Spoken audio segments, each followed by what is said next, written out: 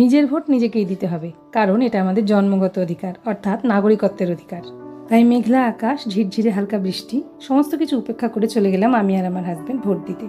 মাত্র 5 মিনিটের পথ বাড়ি থেকে। রাস্তায় যেতে যেতে দেখলাম অন্যান্য পার্ট নাম্বারগুলোতে যথেষ্ট ভিড় রয়েছে, আর এই ভিড় দেখে আমি তো খানিকটা ঘাবড়েও গিয়েছিলাম যে কতক্ষণ না লাইনে দাঁড়াতে হবে এই বৃষ্টির মধ্যে। কিন্তু আমাদের পার্ট নাম্বারে গিয়ে দেখলাম যথেষ্ট ফাঁকা, একদম শুয়ে বসে ভোট দেওয়া যায়।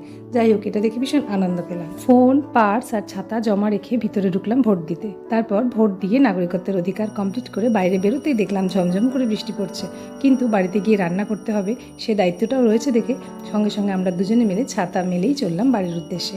আর তোমাদেরকে দেখিয়ে দিলাম এই যে কালো দাগ, অর্থাৎ আমার ভোটের কালির দাগ, যেটা দিয়ে প্রমাণ হতো যে আমরা ভোটার অধিকার পেয়েছি। তো তোমরা কেমনভাবে ভোটের দিনটা কাটালে? এইভাবেই কিন্তু আমারটা কাটলো। তোমাদেরটা কেমন কাটলো অবশ্যই জানিও। ভালো লাগলে লাইক আর সাবস্ক্রাইব করে আমার চ্যানেলের পাশে থেকো। ফেসবুক থেকে দেখলে অবশ্যই ফলো করে দিতে ভুলো না। তো এইভাবেই পাশে থেকো। দেখা হচ্ছে নেক্সট ব্লগে। টাটা।